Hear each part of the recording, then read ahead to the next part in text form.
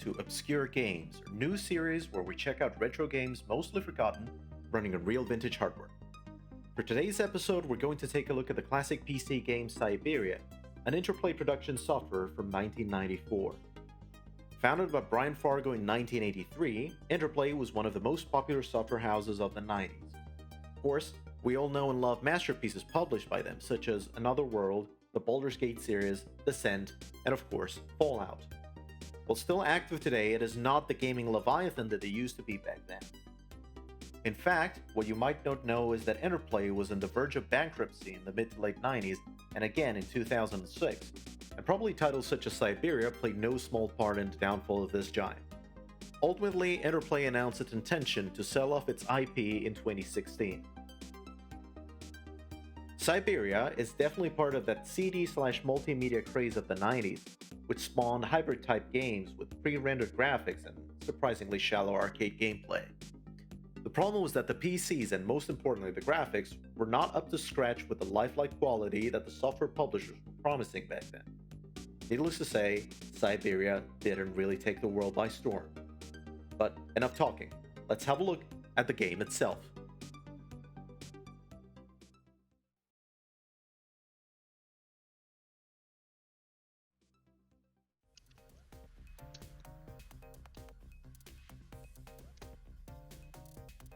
Cyberia takes place in the year 2027, and the story is, perhaps unsurprisingly, just the background for the supposedly mind-blowing multimedia scenes promised by the CD format. The player controls Zack. His full name is Zebulon Pi Kingston, no joking. A cyberpunk hacker helped out of prison by the Free World Alliance, or FWA, and mysterious Mr. Devlin. Zack is forced to travel to the frozen lands of deepest Cyberia to scout a top-secret facility where incredible advances in nanotechnology have been made, and to prepare the path for FWA operatives to take control of the lab. The game begins following Zack on his way to an oil rig manned by mercenaries paid by the FWA, where a stealth plane is waiting for him. That's where we get our first glimpse of what we're supposed to look for inside the secret lab. Don't have top security clearance, but one of the science officers has started to tell me some things. They're making incredible advances in nanotechnology, some internal email messages. Might be useful. I'll get into this fellow. One died. They were constructing an isolation chamber on level 2. Message about the mission. Hey, I knew that would grab your attention. The first sequence sees Zack looking for his contact Santos inside the oil rig. Unfortunately, the thing with Cyberia is that game overs are everywhere, and where you least expect them. This is Santos. Report to my office immediately. Take the door on the right and don't wander around. Everything just feels so random that it ends up being a search for how many game over scenes you're able to find. Canister? Game over. Old puddle? Game over. Elevator? You guessed it. Game over. Unless you know exactly what you're doing, this is just stupidly unforgiving. The stealth plane we're supposed to board, of course, has a bomb planet. And this is the first time you have to use the blades, the futuristic sunglasses Zack dons all the time. The puzzles, while supposedly thought out pretty ingeniously, are dull and boring. Any failure, and boom.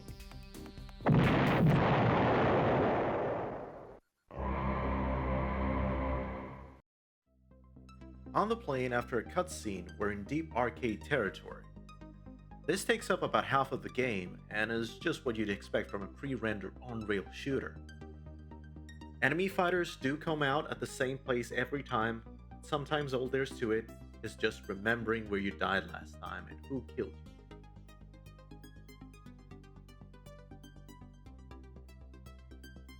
The controls are just as clumsy as you'd expect. Keyboard controls are pretty much useless, and although there is joystick support, not all devices are supported. Mice, however, can be used, and they're frankly my preferred way of getting through these action sequences.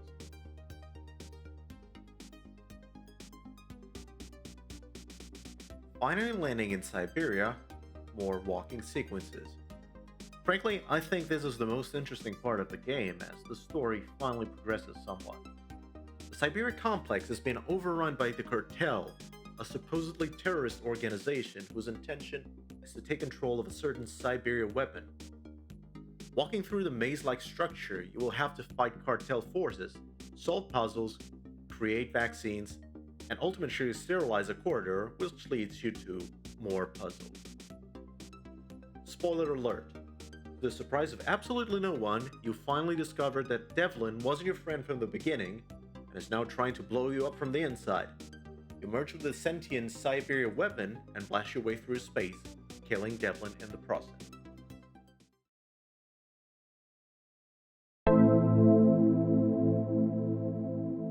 One of the things that was supposed to set Cyberia apart from other first-person shooters of its time was its futuristic cyberpunk setting and its use of pre-rendered graphics.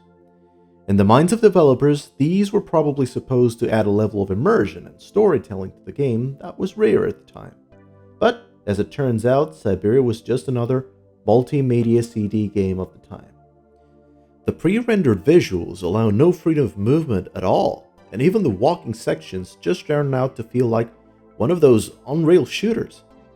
Sometimes, to go from point A to point B, you have to unintuitively move through point C, which might just be on the other part of the room. The arcade sequences are even worse.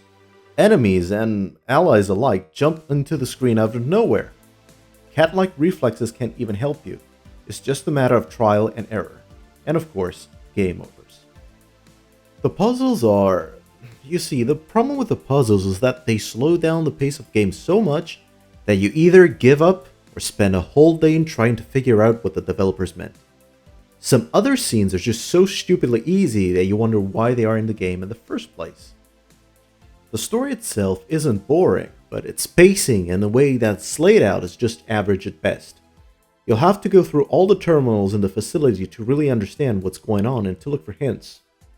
The Cyberia storybook does provide in-depth information about the game world, but when you need a separate book to help the player figure out the backstory, then you know something's wrong.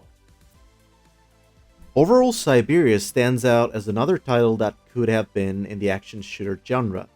Probably represents one of the biggest missteps for Interplay. It is, however, an interesting play to scratch that mid-90s multimedia game's itch, if you can overlook the boring puzzles, never-ending arcade sequences, and clumsy controls. If you haven't had a chance to play it, be sure to give it a try. It'll keep you somewhat entertained for a few hours.